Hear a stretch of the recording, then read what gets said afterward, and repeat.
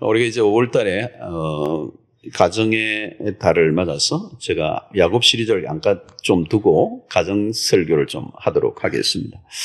오늘 어린이 주일이기 때문에 어린이에 대해서 다음 세대에서 이렇게 설교도 할 수 있고 또 가정에 관련된 여러 가지 또 이렇게 좀 방법론적인 접근을 할 수도 있겠지만 제 4주 동안의 설교는 조금 더 원리적인 부분을 좀 다루면서 가정에 대한 의미들을 좀 살펴보려고 그렇게 생각합니다. 한약으로 치면 좀 이렇게 몸을 돋우어주는 메시지입니다. 가정에 관련된 꼭 가정 세미나처럼 부부가 좀 더 사랑으로 깊어지려고 하면 커튼을 바꾸라 이런 얘기는 안 하고 부부의 자녀와 부모의 대화법 이런 거는 여러분 책을 보시거나 많은 것들이 나오니까 세상에서 다 알 수 있는 것이고 우리가 성경적인 좀 관점에서 근원적인 문제를 좀 접근하려고 그렇게 합니다.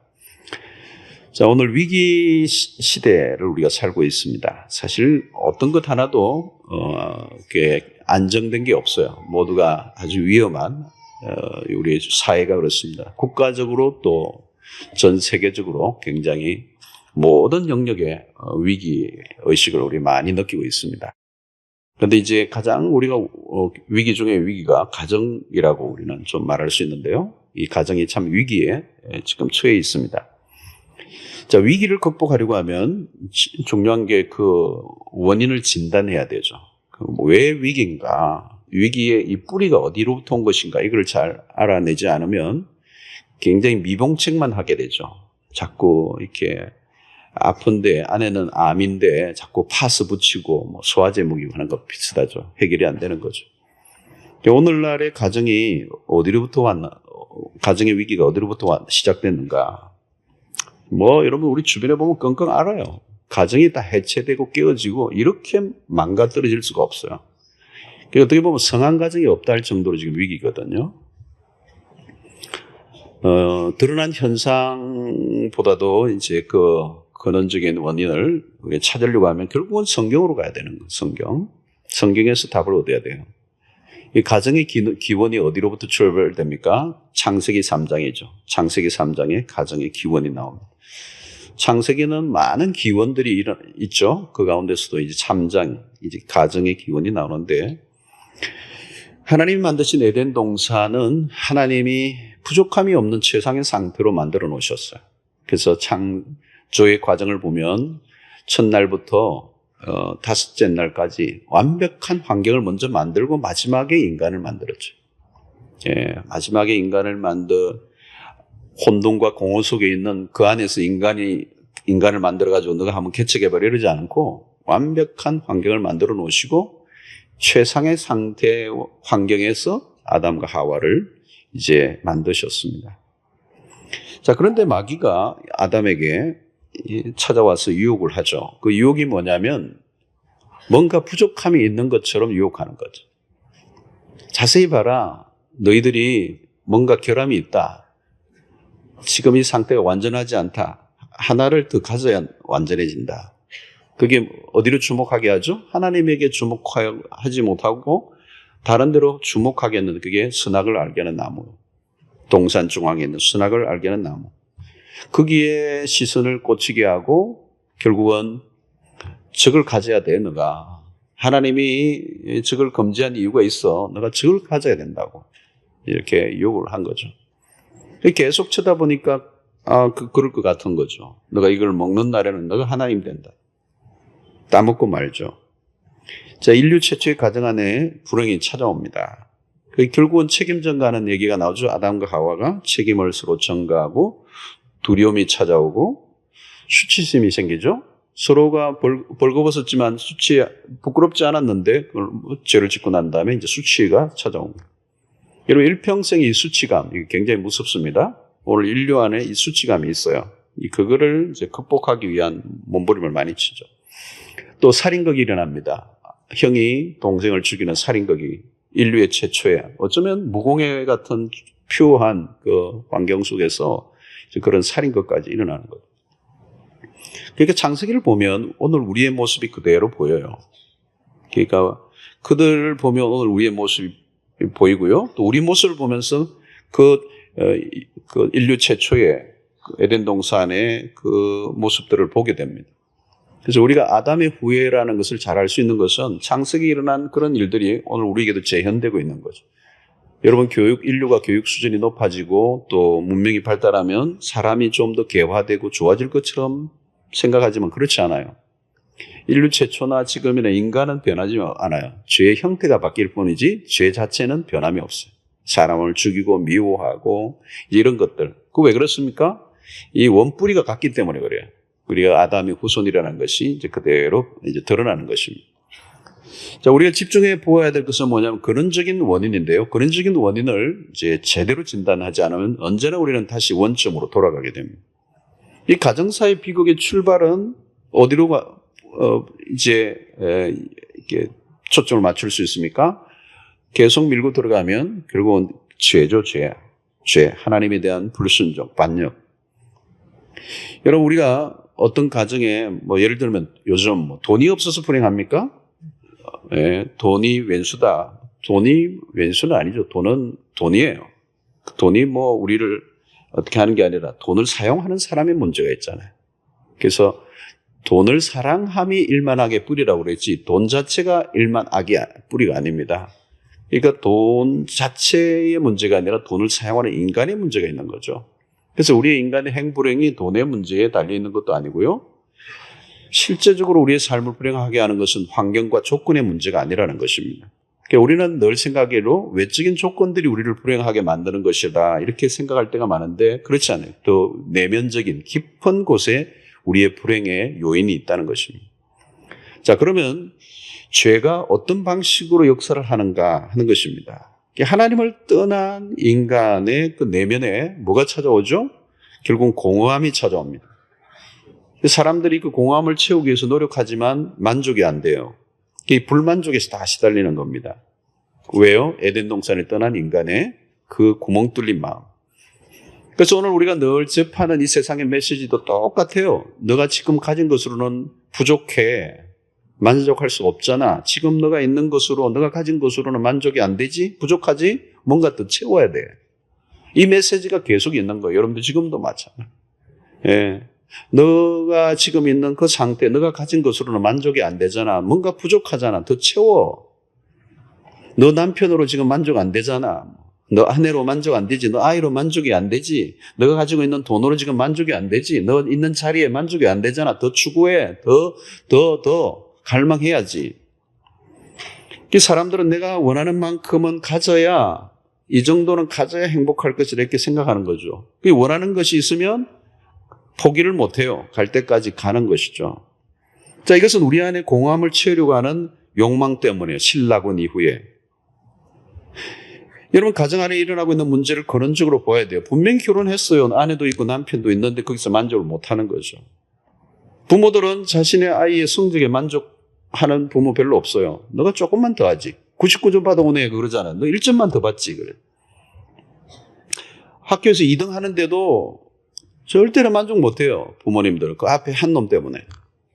걔를 제껴야지. 너 왜 앞에 한 명을 두냐. 이 만족을 못하는 거예요. 이 부모들은 항상 보면 옆집 애를 이제 옆집 애 봐라. 희한하게 또 옆집 애들이 다 공부를 잘해요. 희한하게. 비교당하고 경쟁에 내몰리고 고통스럽죠. 우리 청소년 자살률 높습니다, 여러분. 지금 우리 사회, 한국 사회가 지금 굉장히 높습니다. 지금도 우리 주변에서도 덮어놓았지만 지금 최근에도 그런 일이 일어났어요. 가까운 학교에서. 여러분, 부모들이 아이들을 닥달하죠. 왜 그래요? 이 내 안에 있는 어떤 그 갈망, 그 결핍을 채우려고 하는 거죠.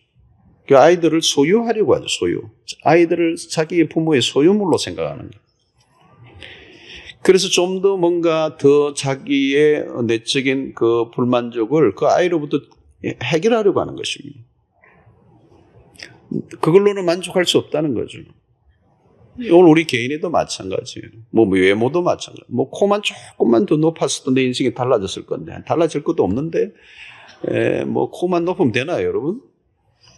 우리는 더 많이 가지고 싶어요. 더 많이 가진다면 좋아질 것이다. 요것만 바뀌면 좋아질 것이라고 생각하죠. 그러나 현실은 그렇지 않아요. 채워도 만족이 없다고요. 더 채우고 싶은 욕망만 커지는 거예요.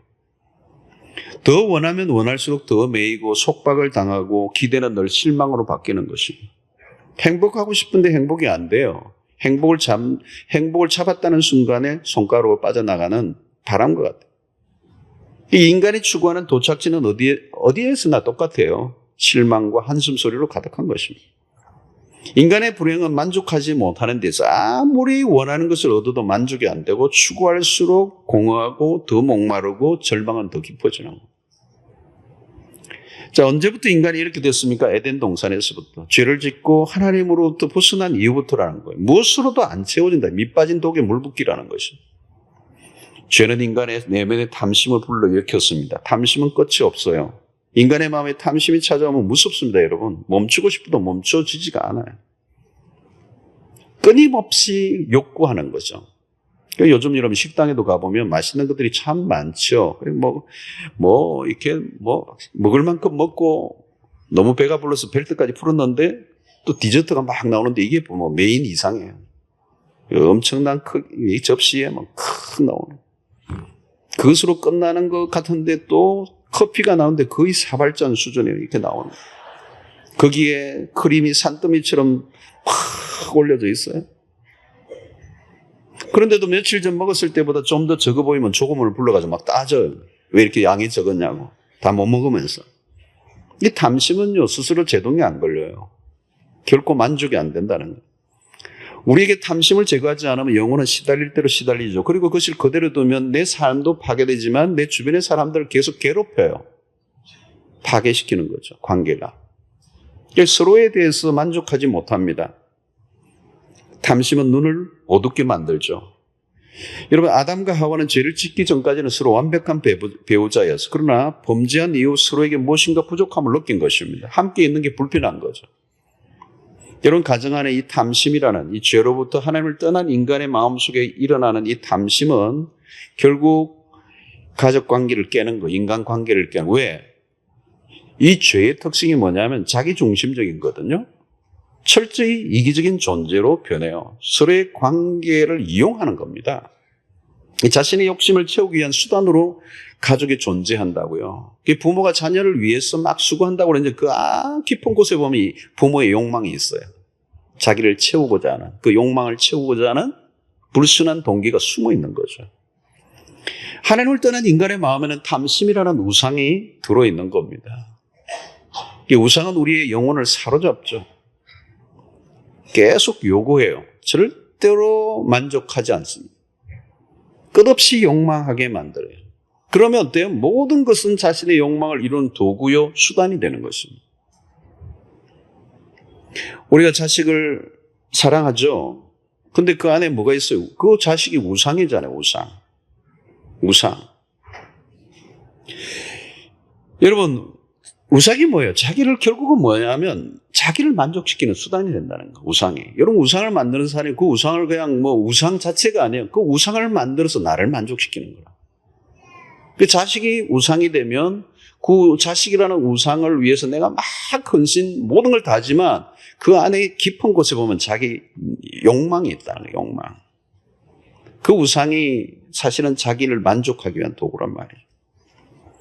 보세요, 여러분. 아이들이 우상이 된 집안을 보면 아이 때문에 그 집안이 쩔쩔쩔쩔 매는 거예요. 그 아이 중심으로 돌아가는 거예요. 아이도 그걸 알아요. 그걸 이용해요.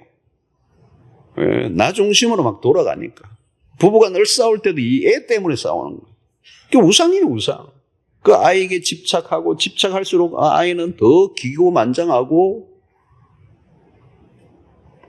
여러분, 집착할수록 어떻게 돼요?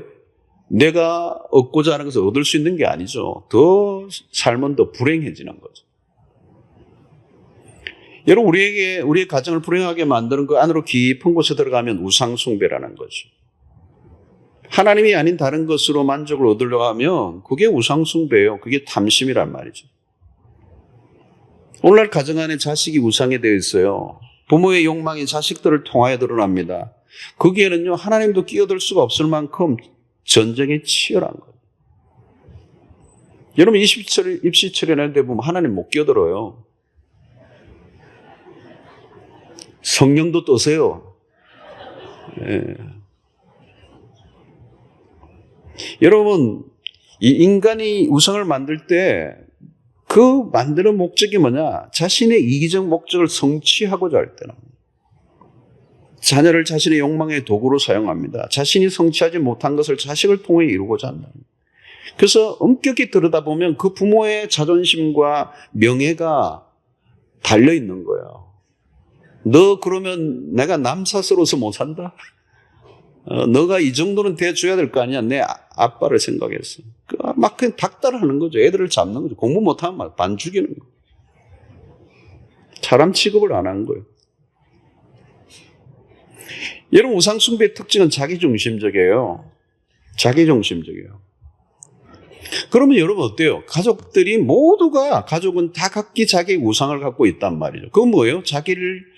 각자 욕망하는 게 다르다는 거예요. 그 가족들 안에 왜 갈등이 일어납니까? 각자가 바라보고 추구하고 욕망하는 게 다 다르다는 거예요. 자기의 각자의 우상이 따로 있는 거예요. 내가 추구하는 삶이 따로 있는 거다. 여러분 죄가 뭡니까? 죄가 각기 제 길로 갔거늘, 그죠? 이사야 53장 각기 제 길로 갔거늘, 자기 가고 싶은 대로 가는 게 죄잖아요. 이것을 사사기 표현을 빌면 각기 자기 소견에 옳은 대로 행하였더라 이거예요. 자기 소견에 옳은 대로 행하는 거. 이 사사기의 모습 아닙니까? 다 자기가 왕이잖아요. 가족 수만큼이나 자기가 고집을 부리고 자기가 원하는 것을 하고자 하면 그 가정이 어떻게 되죠? 콩가루 집안이죠. 죄가 가정 안에 끼어들면 마음이 하나로 모아질 수가 없어요. 각자가 바라보는 것, 추구하는 것이 다 달라요. 욕망하는 게 다르기 때문에. 어느 것 하나에도 의견을 일치가 보기 힘들어요. 그래서 어떤 날은 마음 먹고 아이들과 함께 외식을 한번 하려고 해도 힘들어요. 이게 일식인지 양식인지 중식인지 가기 힘들어요. 떡볶이 집을 갈 것인지 이게 복잡해요. 그래서 마음이 통일 안 돼요. 나중에 돈 나눠서 각자 알아서 먹으라.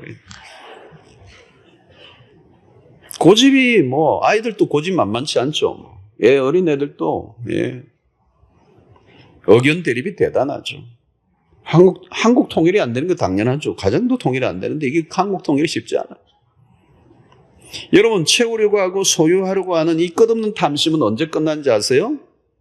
채워지기 전까지는 끝나지 않아요. 그런데 채워집니까? 안 채워진다고 그랬잖아요.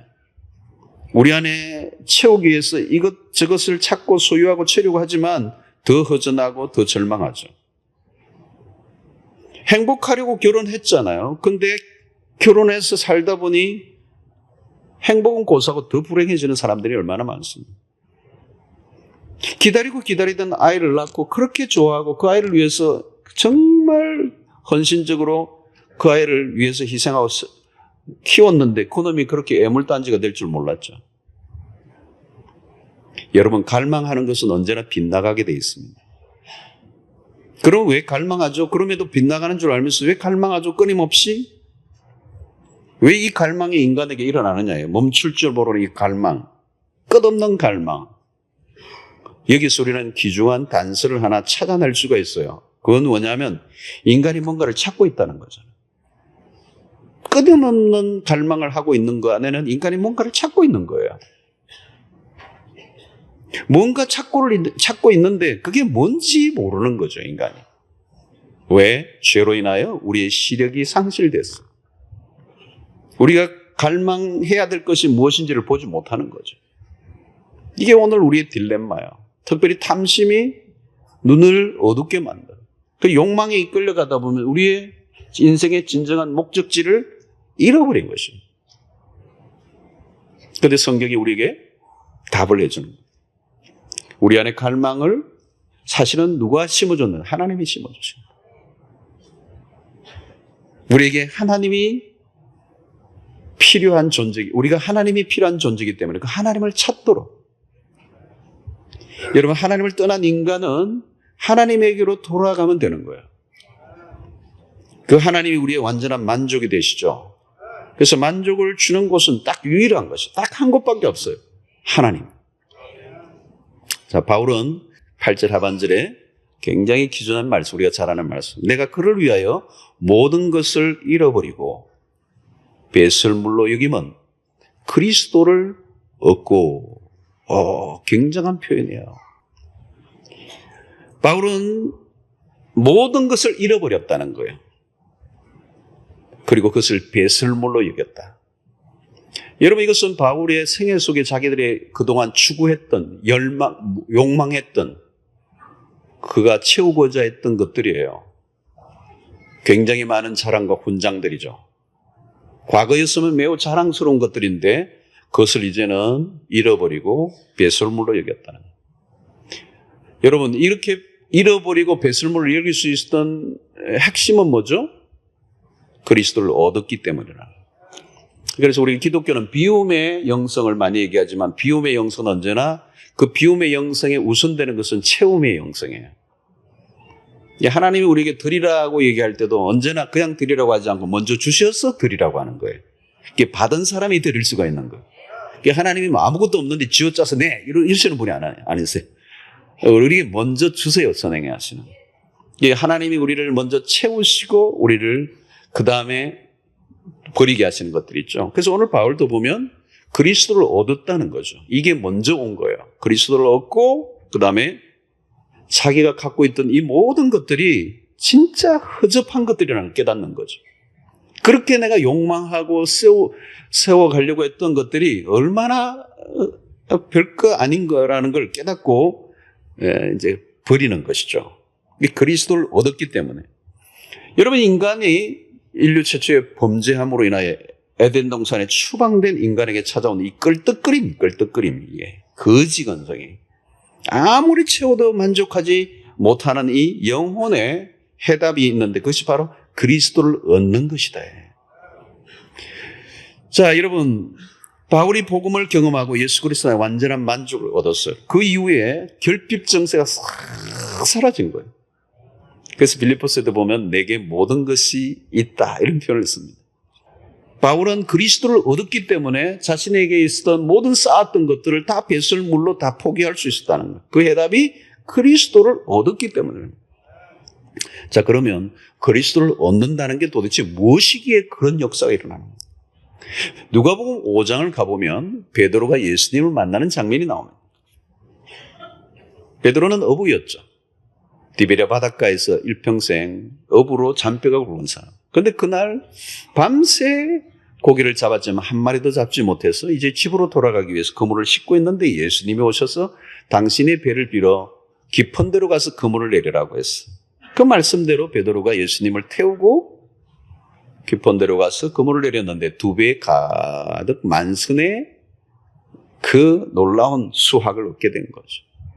여러분, 어부가 고기를 못 잡다가 고기를 잡았으면 이 눈이 뒤집어지면서 할렐루야 이래 했을 텐데, 그리고 주님 3 가지시고 내가 7 가지겠습니다 이러든지 5대5 하든지 이래야 되는데 전혀 그런 것 없이 갑자기 휙 가버려요.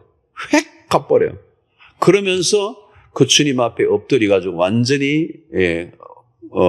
감동을 하고 베드로가 배와 그물을 버려두고 예수를 쫓으니라 나와요. 그 사건 이후에. 그러니까 예수님을 만난 순간 그분을 얻으니까 천하를 얻은 것 같은 거죠.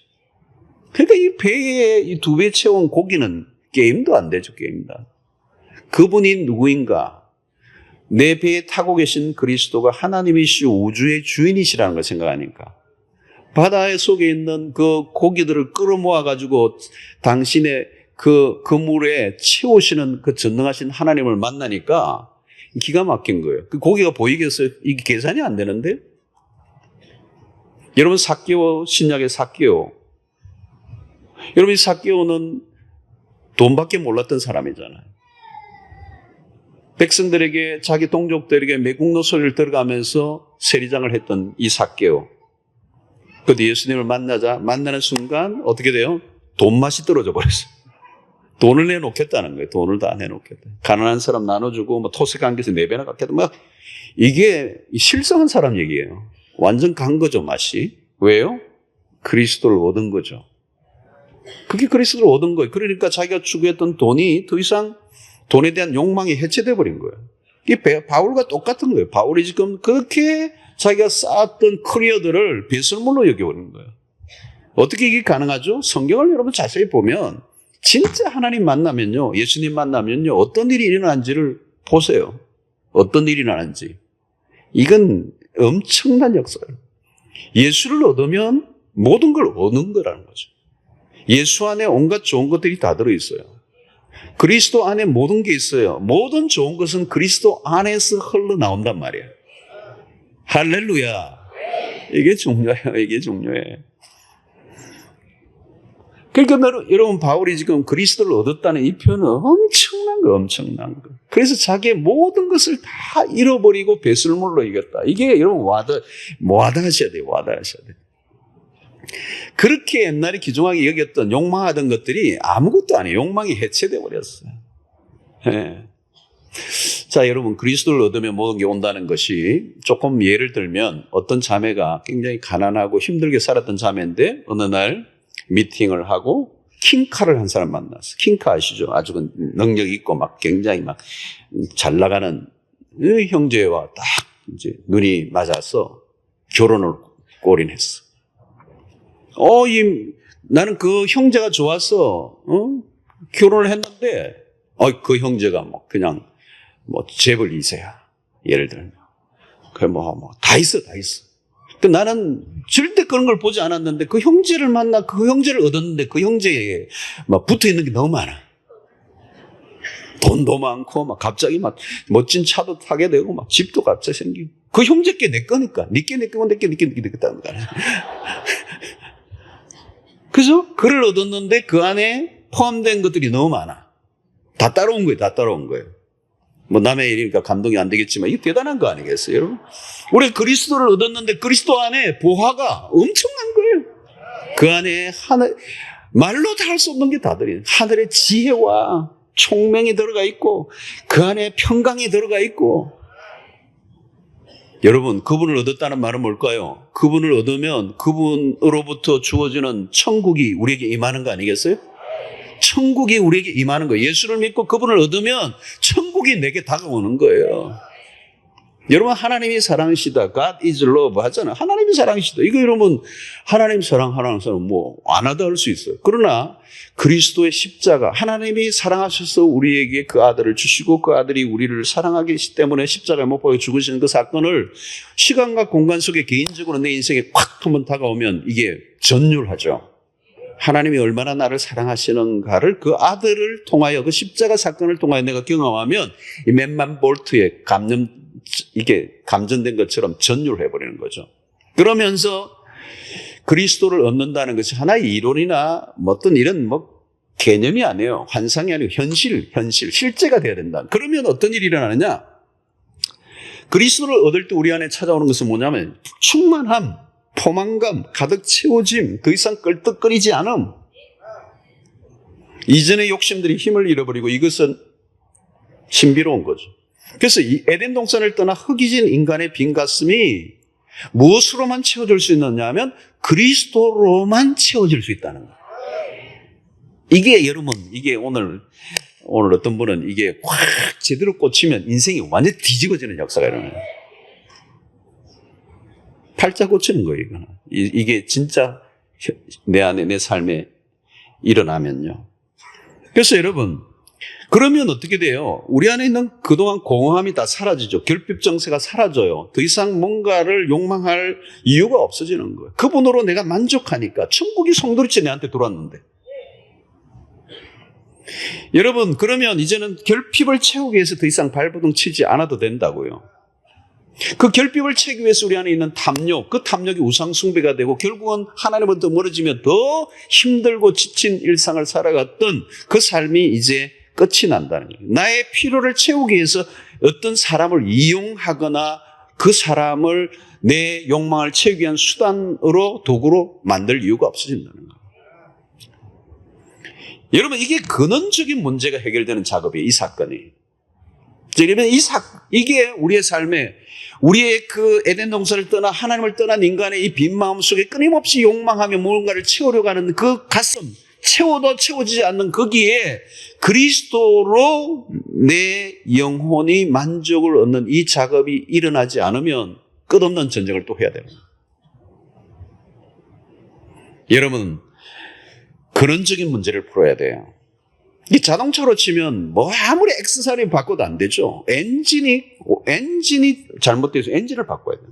근원적인 문제죠. 그러니까 이게 풀면 다른 게 풀리고 그게 풀리지 않은 원점으로 늘 반복해서 아무리 이런 가정세미나 해봐요. 그걸로 되는 게 아니에요. 본체가 바뀌어야 돼요. 본 내면에 우리의 깊은 곳 안에서 작동하고 있는 것들이 무엇인지를 우리가 확인하고 그것을 바꿔야 된다는 거예요. 그래서 여러분 가정 안에 복음이 들어가고 하나님의 은혜가 임하면 어떤 일이 일어나죠? 그 다음부터는 내가 원하는 것이 아니라 상대가 원하는 것을 채워줄 거예요. 자기 고집이 죽고 이기심이 죽고 자기 중심적으로 모든 것을 수단과 방법을 동원하며 자기의 목적을 이루려고 하는 그런 삶의 종집을 찍는 거예요. 식당을 가더라도 이제는 자기가 가고 싶은 곳을 가는 게 아니고 다른 사람이 그 상대가 가고 싶은 곳으로 데리고 가는 거예요. 옛날에는 그냥 뭐 결혼 기념일인데 아내가 막 보신탕 싫어하는데 내가 한턱 싸게 데리고 가는데 보신탕 집에 가고 자기가 원하는 대로 다 하고 일방적인 거예요. 선심 서는 것 같은데 사실은 자기 욕망을 성취하게 한 도구로 사는 거예요. 근데 이제는 아니에요. 뭘 먹느냐 그렇게 중요하지 않죠. 상대를 기쁘게 하는 것이 무엇인지를 찾게 되는. 왜? 나는 이미 내적인 만족이 있기 때문에 내가 그 어떤 것을 통하여 내가 만족을 얻으려고 하는 게 아니라 이미 나는 그리스도 안에서 만족을 누리고 사는 삶이 있기 때문에 나의 만족이 아니라 상대를 기쁘게 하기 위해서 내가 살아간다.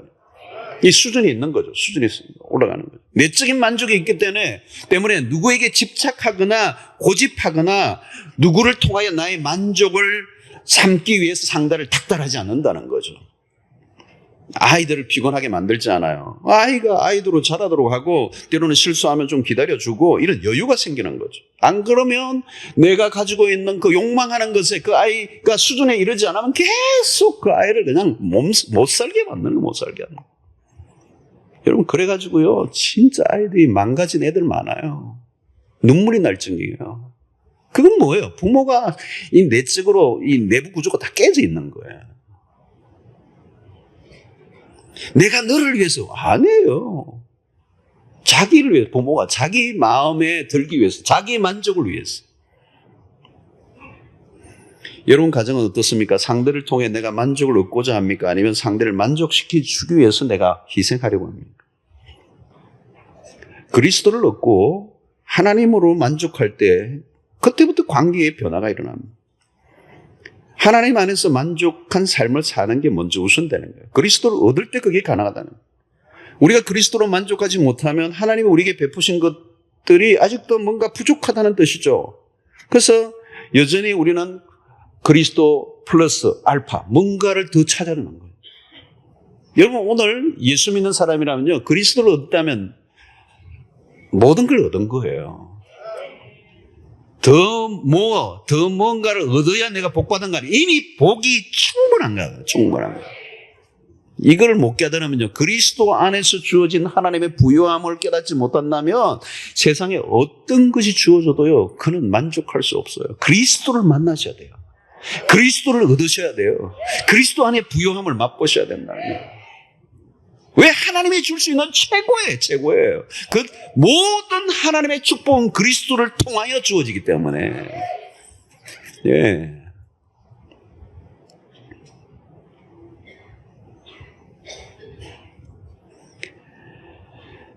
그리스도로 만족하지 못한다면 우리가 만족할 수 있는 게 아무것도 없어요.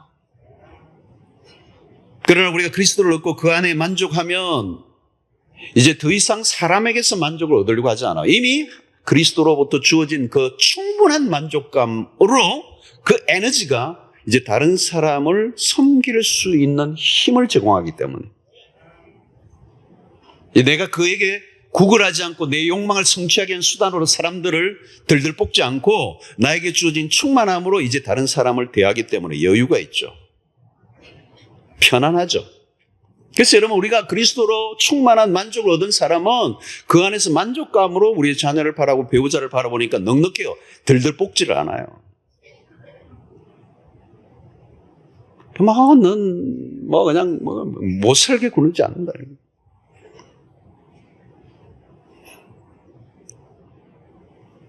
여러분, 남편이나 아내에게서 행복을 기대하면요, 채워지지 않아요.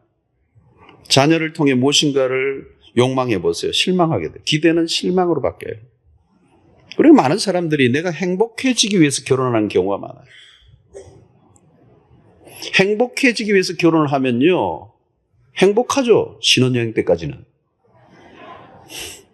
너무 짧나요? 1년까지는. 근데 여러분, 이 결혼하는 게 만만치가 않잖아요, 여러분. 예전에 여자분들을 치면 결혼하는 순간 뭐 좋죠. 남편이 있고 좋지만 여러분, 남자만 있나요? 시자 붙은 반이 막 확 붙잖아요, 또. 도레미파솔라도 그러잖아요. 시자 시금치도 안 먹고 시편도 안 읽고 삶이 그냥 간단하지 않잖아요. 내가 생각하던 행복이 아니에요. 왜? 짐이 더 많아, 사실은. 내 혼자 사는 것보다 짐이 더 많잖아요. 그렇죠? 그러니까 내가 꿈꾸고 내가 행복하려고 결혼했는데 이게 뭐냐, 이게 시자가 이름 너무 많고 시댁시부모 십수르면 너무 많다는 거예요. 그리고 남편이 뭐 내 생각대로 맞아지나요? 데이트할 때 만났을 때 그 남자가 아닌데, 잠옷 입고 해벨레 할 때는 이게 아니잖아요, 여러분. 뭐 편안하게 집에서 있을 때는 이제 우리 있는 모습 그대로 우리가 함께 살아가다 보면 이게 그거 나이스 할 때 그게 아니에요. 뱃살도 나오고 이게 점점 멀어져 가는 거예요.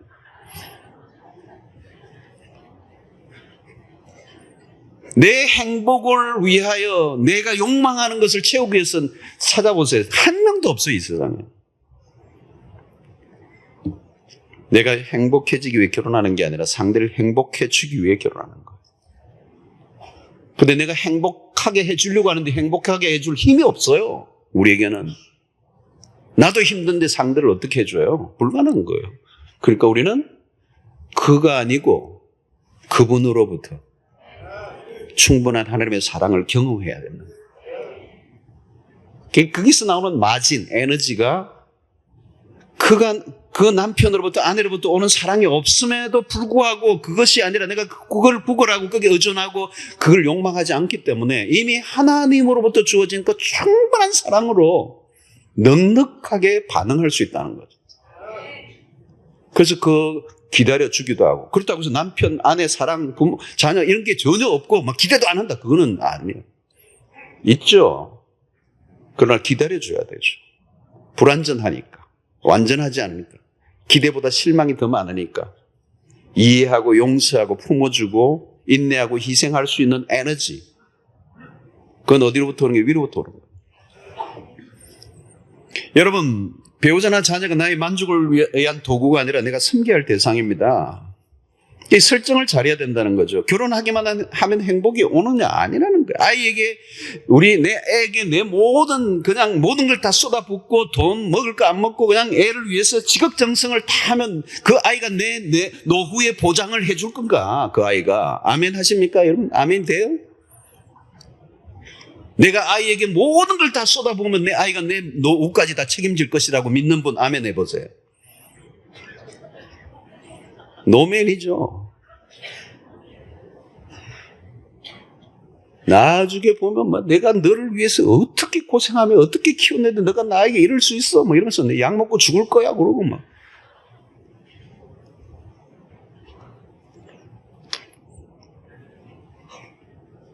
여러분, 배우자 혹은 자녀에게서 만족을 얻으려고 하면요, 다 실패해요. 불가능합니다. 기대하면 실망하고요, 인간의 갈망은 채워지지 않는다고 했잖아요. 그러니까 너무 자식에게 매달리지 마시고요, 거기 운명을 거시면 안 돼요. 한국 사람 너무 심해요.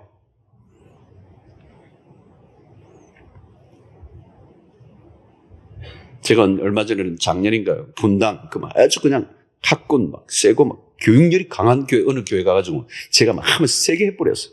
그러니까 뒤에서 교육자들이 이랬대요. 애들 좀 놔두라고.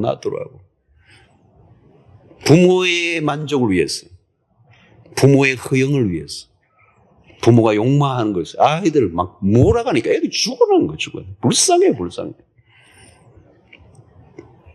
여러분, 거기 운명을 걸지 말라는 거예요. 그리고 거기에는 언젠가 이 아이들에게 뭔가를 기대하는 그 심리, 욕망하는 거, 그 나중에 여러분 원수 된다. 여러분 아이들을 위해서 막 하면요, 애들 또 그걸 원치도 않아요.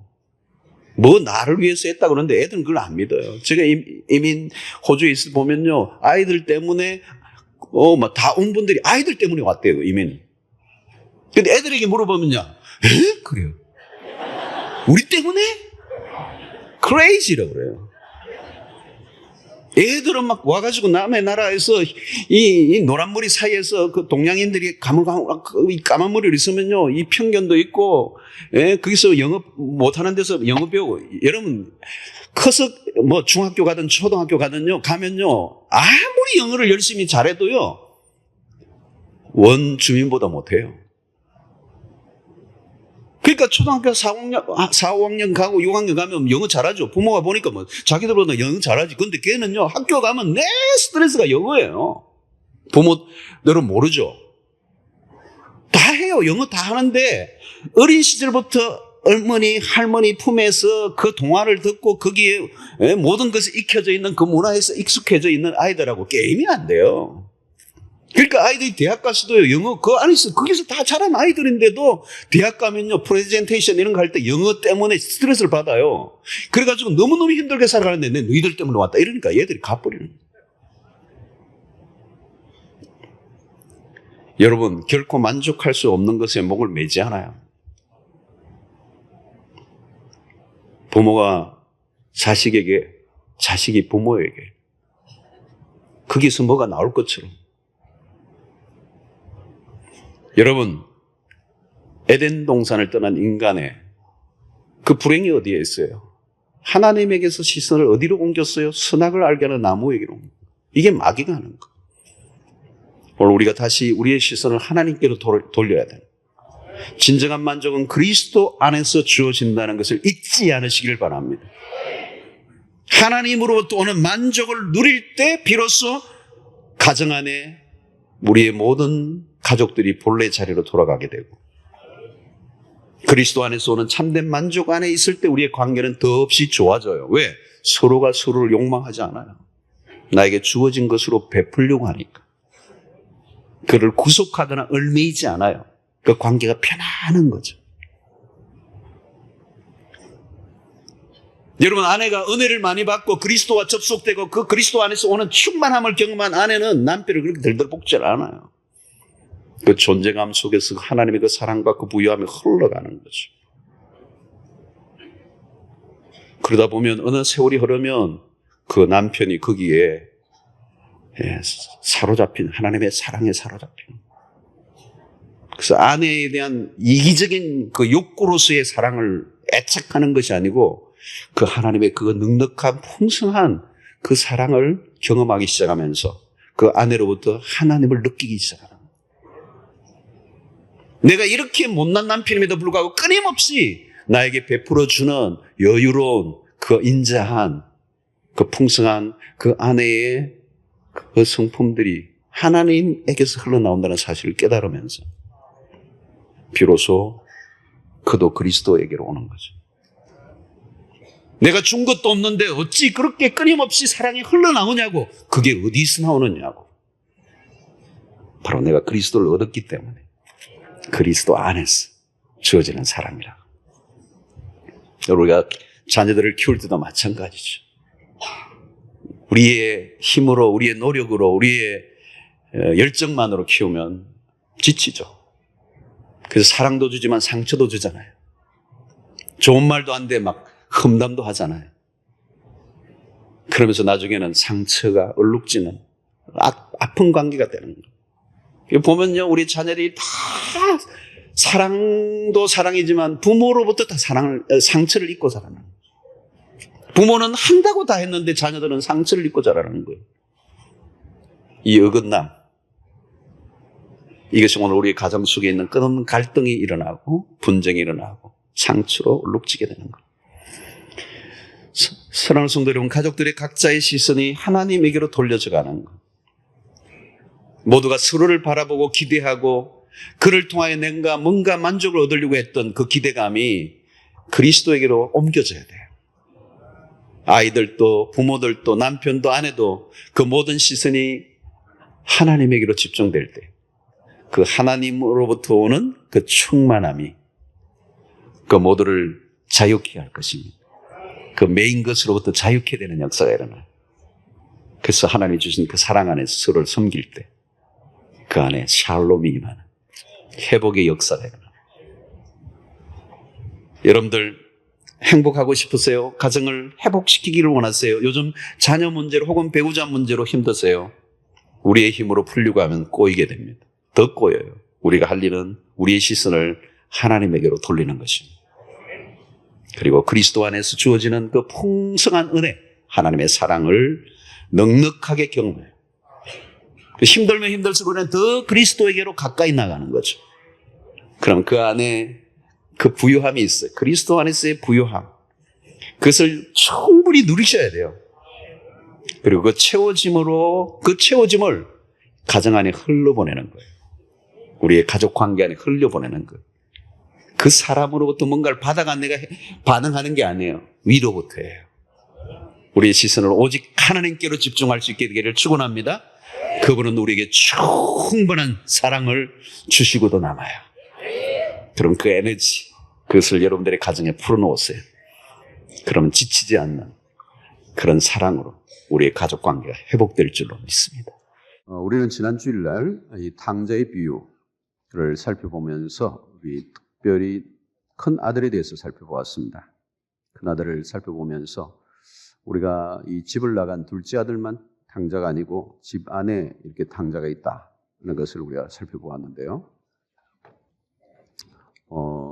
한 사람은 노골적인 탕자고 둘째 아들은 또 큰 아들은 좀 이렇게 감추어진 종교로 은폐를 한 그런 탕자였습니다.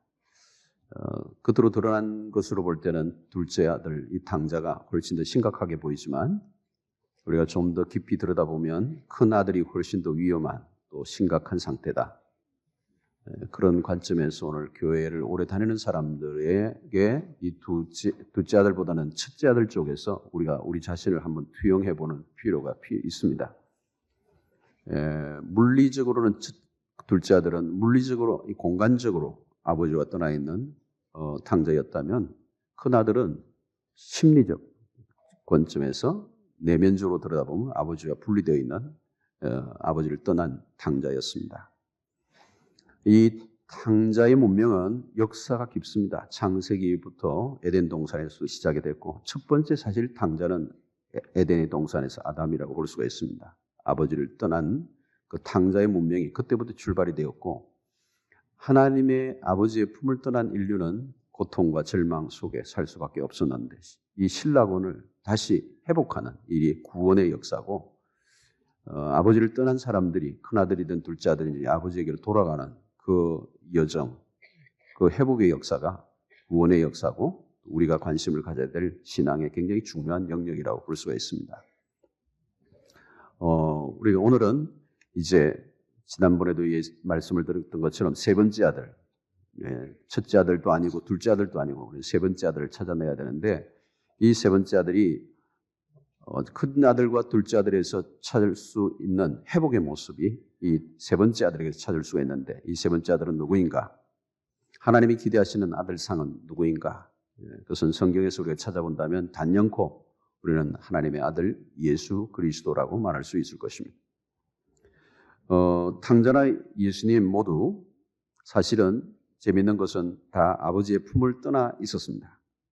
그런데 탕자는 자기 스스로 집을 떠난 것이고 예수 그리스도는 아버지의 보내심을 따라 떠난 사람입니다.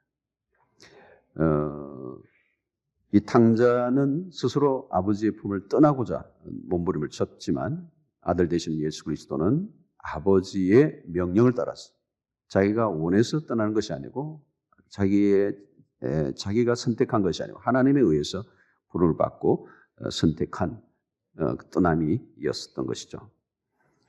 우리가 잘 아는 것처럼 이 탕자의 심리 안에는 언제나 하나님을 벗어나고자 하는 심리가 있습니다. 오늘 우리 안에도 있습니다. 신앙생활을 하면서도 우리 끊임없이 사실은 하나님 없이도 살고 싶은 그런 욕망이 우리에게 숨어 있죠. 이사야 53장 6절을 보면 인간의 모습을 잘 비추어 주는데요.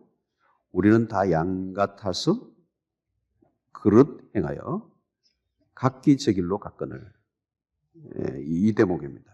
우리는 다 양 같아서 그릇 행하여 각기 제 길로 간다. 자기가 원하는 길로 간다. 그래서 이게 죄의 모습입니다. 인간의 모습이고, 그래서 여호와께서 우리 모두의 죄악을 그에게 담당시켰다. 우리가 인간이 자기가 가고 싶은 길로 가는 것, 이게 타락한 본성입니다. 이 탕자의 심성이에요. 언제나 내가 원하는, 내가 내 마음대로 살고 싶고 나 혼자 잘 살 수 있을 것 같은 착각, 이 탕자의 이 심성이 우리 안에 늘 있어요. 이 마귀는 오늘 또 우리로 하여금 하나님의 존재를 의심하게 만들고 누군가의 지배를 받지 않고 너가 원하는 대로 너의 인생을 살아라, 이런 메시지를 우리에게 계속 하고 있죠. 그래서 우리의 내면에는 탕자의 그 심성 안에는 끊임없이 하나님을 따르기보다는 자기의 왕국을 세우고자 하는, 우리 한 사람 한 사람을 보면 다 소왕국의 그런 성주가 되어 있고 왕이 되어 있는 것입니다. 오늘 이 둘째 아들은 노골적으로 저항하죠. 아버지의 품을 떠나고 자유롭게 살고 싶었어. 그러나 아버지의 품을 떠나 자유롭게 살려고 했지만 아버지를 떠난 자유는 온전한 자유가 아니라고 하는 것을 나중에 깨닫습니다. 그래서 모든 것을 다 잃어버리고 난 다음에 아버지에게로 돌아오죠. 이 큰아들도 마찬가지예요. 자기 마음대로 되지 않는 것에 대한 불만을 터뜨립니다. 자기가 의도하고 자기가 생각한 대로 돌아가지 않으니까 그 아버지에게 탕자에 비교해서 보면 공격하는, 결국은 겉으로는 순종을 하는 것처럼 보이지만 그 내면에는 뭐가 있습니까? 저항의 심리가 꽉 차 있어요. 노골적으로 불만을 토해내고 아버지에게 반항하는 모습을 보이는 것입니다. 그러니까 이 큰 아들이나 둘째 아들이나 그들 안에 있는 핵심적 특성이 뭐냐? 불순종의 모습이에요. 불순종. 그래서 에베소서 2장에 보면 마귀를 불순종의 아들들 가운데서 역사하는 영이다, 이렇게 표현합니다. 이 불순종의 아들들 가운데서 역사하는 영. 이 마귀는 언제나 사람들에게 뭘 부추깁니까? 불순종을 부추기고 있다는 것입니다. 불순종. 그래서 오늘 아담의 후예로 태어난 사람들에게는 뼛속 깊이까지 뭐가 있느냐? 불순종의 영이 꽉 차 있다. 이 탕자의 심성입니다. 타락의 영이고 또 배신의 영이 우리 안에 있는 것입니다. 이런 탕자의 이런 모습에서 그리스도께서 우리에게 보여주신 가장 뚜렷한 모습은, 가장 대표적인 특징은 순종이라고 하는 것입니다. 히브리서 5장 8절을 보면 오늘 본문에 그가 아들이시면서도 받으신 고난으로 순종함을 배워서, 하나님의 아들 예수 그리스도이신데 그분이 오셔서 그 받으신 고난으로 무엇을 레슨하셨는가 하면 순종을 배우셨다는 거예요. 예수님의 생애를 한마디로 함축한다면 순종이라고 하는 것입니다. 이 아들의 모델, 이 탕자의 모델이 가장 핵심적인 게 불순종이라고 하면 아들 예수 그리스도를 통해서 그게 보여주신 최고의 모델은 순종이라고 하는 거예요. 순종. 아담이 불순종으로 하나님의 축복을 잃어버렸다면 하나님의 축복을 다시 회복하는 그 길도 결국은 순종을 통해서 온다는 것을 말씀하고 있습니다. 여러분, 예수 그리스도의 생애를 들여다보면 예수님은 임의로 행하시지 않았어요. 정말 하나님의 아들이시지만 임의로 행하신 적이 없습니다. 늘 아버지의 뜻에 순종하시는 모습, 순종의 모델을 보여주셨습니다. 요한복음 17장 4절에 보면 아버지께서 내게 하라고 주신 일을 내가 이루어 그랬어요. 아버지께서 내게 하라고 주신 일을 내가 이루어 아버지를 이 세상에서 영화롭게 했습니다. 철저하게. 요한복음 6장 38절에도 이런 말씀을 합니다. 내가 하늘에서 내려온 것은 내 뜻을 행하려 함이 아니요 나를 보내신 이의 뜻을 행하려 함이라. 예수님은 당신의 스스로의 뜻을 가지고 계신 적이 아니에요. 아버지의 뜻을 가지고 내려오셨고 아버지의 뜻을 행하는 일을 위해서 자기가 존재한다는 걸 알았어요. 여러분, 예수님의 생애를 보면 그분의 행하시는 모든 말씀도 아버지께로 왔다고 그래요. 내가 임의로 자의로 말하지 않는다. 내가 어떤 일도 내가 스스로 하는 것이 아니라는 거예요. 그런 말씀들이 요한복음이나 곳곳에서 말씀을 하고 있습니다. 요즘 우리가 꿈이다, 뭐 비전이다, 뭐 리더십을 얘기할 때 그런 얘기를 굉장히 많이 하는데요. 뭐 아무리 꿈, 뭐 비전을 얘기해도 그게 고상하게 들려도 그게 어디로부터 왔는지 잘 확인해 볼 필요가 있습니다. 개인적으로나 뭐 목회자도 그렇고 교회적으로나 많은 것이 그렇습니다. 비전이라고 하는 단어에 숨어 있는 인간의 야망, 그것은 하나님으로부터 멀어질 수 있게 할 가능성이 굉장히 높은 것입니다. 이 큰 아들이나 둘째 아들을 보면 자기의 욕심을 이루고자 하는 야망으로 가득 차 있습니다. 둘째 아들도 아버지의 유산을 받아서 뭔가 자기의 꿈을 성취하기 위해서 도시로 떠난 거예요. 큰 아들도 마찬가지입니다. 아버지의 유산을 통하여 자기가 뭔가를 얻고자 하는 그 야망에 사로잡혀 있습니다. 여러분, 야망에 눈이 어두워져 있으면 다른 것이 보이지 않아요. 많은 사람들이 야망에 도취해 있으면 어떤 사람은 가족도 안 보이고 뭐 하나님도 안 보이고 자기가 죽는 줄도 모르는 거예요. 재산을 많이 가졌던 분의 이 장례식에 가보면 형제들 간에 얼굴이 막 장례식에 뭔가 뭐 이상하게 비장함이 있어요. 장례식 이분들이 아버님 돌아가서 굉장히 충격을 받아서 얼굴이 비장한가? 알고 보니까 그게 아니에요. 장례식 그 자체보다 돌아가시고 난 이후에 주어지는 유산의 문제 때문에 형제 간에 눈에 보이지 않는 암투가 벌어지고 있더라고. 그거 보니까 참 돌아가신 분 안 됐더라고요. 아버지가 중요한 게 아니라 아버지가 남겨놓은 그 재산으로 인한 이 형제 간에 눈에 보이지 않는 불꽃 튀기는 암투. 여기 재산이 별로 없으신 분들 안심하시길 바랍니다. 여러분, 오늘 이 큰아들, 둘째 아들 모두가 자기의 욕심 때문에 아버지를 이용하고 있는 거예요. 예수님은 아버지의 뜻을 이루는 일에 자기의 목숨을 거셨어요. 우리의 많은 경우가 왜 탕자의 기질이 우리 안에서 발동하는가 하면 우리의 욕망이에요. 하나님을 쫓는 것도 나의 욕망을 추구하기 위한 도구로 하나님을 쫓는 거예요. 기도를 열심히 하는데 들여다 보니까 결국은 자기의 성을 쌓고 자기를 만족하게 하고 자기의 세계를 구축하고 자기의 이득을 추구하는 것들이 얼마나 많은지. 여러분, 예수님은 아버지의 뜻을 이루는 일에 모든 걸 거셨어요. 아들이 몰두한 아버지의 핵심적인 뜻이 무엇으로 아들은 이해하셨습니까? 십자가를 지는 것이었어요. 그래서 여러분, 기도 중에 가장 위대한 기도는 예수님의 겟세마네 동산에서 기도입니다. 아버지여, 할만하시거든 이 잔을 내게서 거두시옵소서.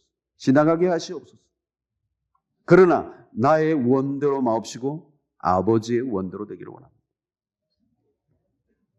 철저하게 아버지의 뜻에 집중하는 것. 탕자는 뭘까요? 나의 원대로예요. 그러나 예수 그리스도가 우리에게 보여주신 모델은 나의 원대로 마옵시고 아버지의 원대로 되기를 원합니다. 탕자의 삶을 청산하는 길은 하나님의 보내심에 순종하는 것이라고 말씀합니다. 여러분, 내가 가고 싶은 길이 아니라 하나님이 가라고 하신 길을 가는 것. 내가 하고 싶은 일이 아니라 하나님이 하라고 하신 일을 하는 것. 탕자와 대조를 이루는 삶은 소명자로 사는 것입니다. My way가 아니라 God's way, 하나님의 길을 선택하는 것. 우리가 끊임없이 내가 가고 싶은 길을 가고 싶어하는 사람이에요. 그때 하나님이 우리를 거슬러 하나님이 가라고 하신 그 길에 순종하는 것. 이것이 바로 아들의 길이냐 아니면 탕자의 길이냐를 가름하는 것입니다. 여러분이 하나님이 가라고 하신 곳으로 가는 삶이 가장 안전한 삶입니다. 하나님이 가라고 하신 이후부터는 내가 있는 곳은 더 안전한 곳이 아니다. 하나님이 있으라고 하는 자리에 있는 것, 하나님이 있으라고 한 곳이 아닌 곳에 있는 것, 그것이 뭐예요? 탕자입니다. 탈선이 있잖아요. 또 다음으로 우리가 생각하는 세 번째 아들의 모습은 무엇입니까? 큰 아들이, 여러분 우리가 모습에서 뭘 보았는가 하면 아버지의 명을 지켰다고 자부했습니다. 그런 건 외적인 것이고 그 내면을 들여다보면 원망과 불평, 아버지에게 고분고분하지 않아요. 분노를 감추고 있어요. 그러나 결정적인 순간에 분노를 터뜨리고 하는 그 모습을 통해서 그는 억지로 순종하는 사람의 모습을 보입니다. 여러분, 같은 순종의 모습을 보이는 것 같지만 사실은 불순종의 경우가 굉장히 많아요. 우리가 찾아야 하는 세 번째 아들의 모델은 뭐냐? 온전한 순종인데 주님은 온전한 순종을 어떻게 보이셨습니까? 억지로 하시지 않았다는 거예요. 여러분, 순종보다 순종의 태도에 언제나 겉으로는 여러분 분간을 할 수가 없습니다. 무엇을 하든지 내적인 태도가 더 중요한 것이죠. 주님께서는 아버지에게 즐거이 순종하는 모습을 보이십니다. 성경 곳곳에 보면 주님은 기쁨으로 주어진 일을 감당하신 분이십니다. 히브리서 12장 2절을 보면 이렇게 말씀합니다. 그는 그 앞에 있는 즐거움을 위하여 십자가를 참으사 부끄러움을 개의치 아니하셨다. 요한복음 15장 11절에 보니까 내가 이것을 너희에게 이르면 내 기쁨이 너희 안에 있어 너희 기쁨을 충만하게 하려 함이라. 우리 주님이 가지고 계시는 기쁨이 있었어요. 그 기쁨이 너희 안에도 충만하기를 원한다. 너희 기쁨이 충만하기 원한다. 여러분, 아들은 즐거움으로 아버지의 뜻에 순종하는 모습을 보여주셨습니다. 여러분, 예수 그리스도가 지상의 사역을 하는 것이 십자가까지도 즐거이 감당하셨다고 말씀합니다. 예수님은 우울하신 적이 없어요. 예수님은 언제나 기쁨으로 아버지의 뜻을 순종하셨다고 성경은 말씀하고 있습니다. 예수님은 억울하게 주님의 십자가를 지시지 않았습니다. 예수님이 십자가로 올라가는데 늘 억울한 얼굴로 하면서 내가 억울하다. 나는 죄를 지은 적도 없는데 이 인간들 때문에 내가 할 수 없이 이게 아니었어요. 주님은 기꺼이 즐거이 십자가를 지셨어요. 주님은 아버지의 뜻을 순종하는 것이 너무 기뻐서 고난 가운데서도 사라지지 않는 불멸의 기쁨을 당신의 가슴 속에 가지고 있었어요. 그래서 십자가를 앞두고 요한복음 15장에서도 십자가를 앞둔 직전이에요. 그런데 내가 너에게 이르면 내 기쁨이 너희 안에도 있기를 원한다.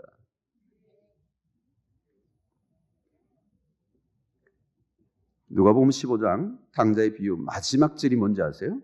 32절을 보면 이런 말씀이 있어요. 이 내 동생은 죽었다가 살아났으며 내가 잃었다가 다시 얻었기로 우리가 즐거워하고 기뻐하는 것이 마땅하다. 그렇게 말씀해요. 여러분, 거기에 반해 큰 아들은 이 아버지의 기쁨에 동참하지를 못해요. 얼굴이 굳어 있어요. 마음이 상해 있어요. 분노가 차 있어요. 아버지 일을 하고 있지만 전혀 기쁨이 없는 거예요. 밖에서 돌아오는데 풍악 소리가 나고 울려 퍼지는 그 기쁨의 소리로 인하여 더 소외감을 느꼈어요. 기뻐하는 아버지와 함께 기뻐할 수 없는 아들의 모습, 얼마나 안타까워요. 얼마나 불행한 인생이에요. 여러분, 우리 아버지는 불멸의 기쁨을 갖고 계시는 분이세요. 시편에 보면 이런 표현이 있어요. 극락의 하나님, 이런 표현이 있어요. 불교의 극락이 아니고 극락. 아주 기쁨의 극치에 빠져. 극락의 하나님이라고 말씀하는 거예요. 여러분, 오늘 아버지의 그 기쁨에 함께 기쁨을 누릴 수 있는 것, 바로 그것이 신앙생활의 모습이라고 볼 수가 있습니다. 아버지의 품 안에서 자녀가 누릴 수 있는 최고의 기쁨이 있다면 그 아버지의 기쁨에 동참하는 거예요. 아버지가 기뻐함 속에 있는 그 안에 들어가 함께 그 아버지의 기쁨을 나눌 수 있는 것, 그게 구원의 삶이라고 하는 것입니다. 여러분, 만약 아버지의 품 안에서 온전히 기뻐하지 못한다면 언제든지 그는 탕자가 될 수가 있습니다. 신앙생활에서도 마찬가지입니다. 하나님 아버지로 만족하지 못한다면 언제든지 다른 것을 구할 가능성이 있는 것이죠. 왜 외도가 일어납니까? 왜 가출이 아이들이 일어납니까? 그 아버지의 품에서 만족이 없으니까. 왜 부부의 만족이 없으니까 외도를 하고 탈선을 하는 것입니다. 하나님 안에서, 영적인 세계 안에서 누리는 기쁨보다 더 큰 것을 세상에서 얻는다면, 얻을 수 있다면 그건 탈선이 가능하겠죠. 그러려면 그리스도 안에서 하나님을 발견하고 믿음의 세계 안에 들어와서 영적 세계 안에서 누리는 기쁨보다 더 큰 것이 없다는 사실을 경험한 사람들이라고 믿어요. 그런 사람들은 세상에 나아가지 않습니다. 세상의 기쁨을 구하지 않습니다. 여러분, 신앙생활은 여기에, 신앙생활의 성패는 여기에 달려 있습니다.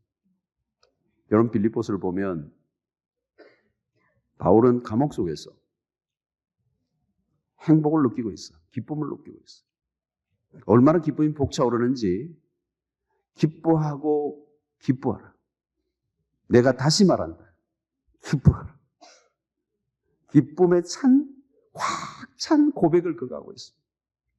여러분, 신앙생활을 하는 가운데 이 그리스도 안에서 얻는, 이 아버지 안에서 누리는 이 기쁨을 충만하게 맛보는 은혜가 여러분들에게 있게 되기를 축원합니다. 이 기쁨을 우리가 누리지 못하면요, 그건 정말 억울하고 불행한 일이에요. 오늘 우리가 예배를 드리는 것도 마찬가지입니다. 어떤 사람은 예배를 드리고 난 다음에 그 결과로 우리에게 기쁨이 주어지는 것처럼 생각하는데 아니에요. 우리는 기쁨 그 자체를 표현하는 게 예배인 거예요. 우리에게 있는 기쁨이 마음껏 표현되어지는 게 예배라는 말이죠. 오늘 여러분 아버지 안에 있는 것, 그 자체로 우리는 충분히 기뻐할 수 있는 백성이라고 하는 사실을 깨닫는 역사가 있게 되기를 바랍니다. 여러분, 우리가 주님을 섬기고 하나님의 자녀가 된다고 하는 이 사실, 그래서 아버지 하나님 안에 있는 그 부유함을 믿음 안에서 영적 삶 속에서 경험해 가는, 그래서 이 기쁨보다 더 큰 것이 나에게 없습니다라고 하는 이 고백이 우리에게 있어야 되는 것입니다. 이번 특별 새벽 기도 동안에 시편 23편을 우리가 살펴보겠습니다만, 여호와는 나의 목자시니 내가 부족함이 없으리로다. 여러분, 부족함이 없는 삶의 키가 어디에 있다고요? 여호와가 나의 목자시기 때문에. 그거 왜 없어요, 여러분? 천하 뭐가 많이 주어져서 내가 부족함이 없다고 말하지를 않아요. 무엇이 주어졌기 때문에, 어떤 일들이 해결되어졌기 때문에 내가 부족함이 없다고 말하는 것이 아니라 여호와가 나의 목자시기 때문에 됐지, 그것을 끝났다는 거예요. 그 자체만으로 나는 부족함이 없습니다. 여러분, 아버지의 품 안에 살아가고 있는 이 삶이 얼마나 놀라운 것인가를 우리가 누리지 못한다면 그것은 큰 아들의 모습입니다.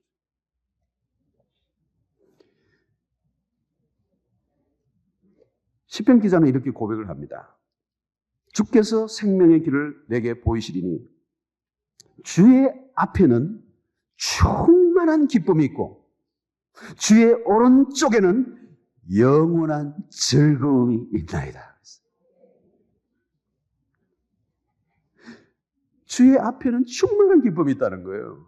이 충만한 기쁨이 뭘까요, 여러분? 초월적 기쁨을 말하는 것입니다. 어떤 상황에 매이지 않는 초월하는 상황을 뛰어넘는 기쁨, 충만한 기쁨이 있고 주의 오른쪽에는 영원한 즐거움이 있나이다. 사랑하는 성도 여러분, 오늘 둘째의 이 아들이 스스로의 즐거움을 구하기 위해서 아버지 유산을 빼앗아서 세상으로 나갔어요. 실패했어요. 여러분, 우리는 우리의 스스로의 힘으로 즐거움을 얻을 수 없는 사람입니다. 스스로의 즐거움을 얻기 위해서, 만족을 얻기 위해서, 행복을 찾기 위해서 아버지의 유산을 빼앗아 떠났지만 그의 인생에는 고통이 찾아온 것이죠. 그 아들은 뭘까요? 아버지 일을 하는 가운데서도 기쁨을 잃어버린 채 싸늘한, 가슴이 식어버린 종교인의 모습을 보여주고 있습니다. 그것 또한 불행합니다. 참된 아들로 오신 그리스도는 아버지의 명령에 순종함으로 최고의 기쁨을 누린 것입니다.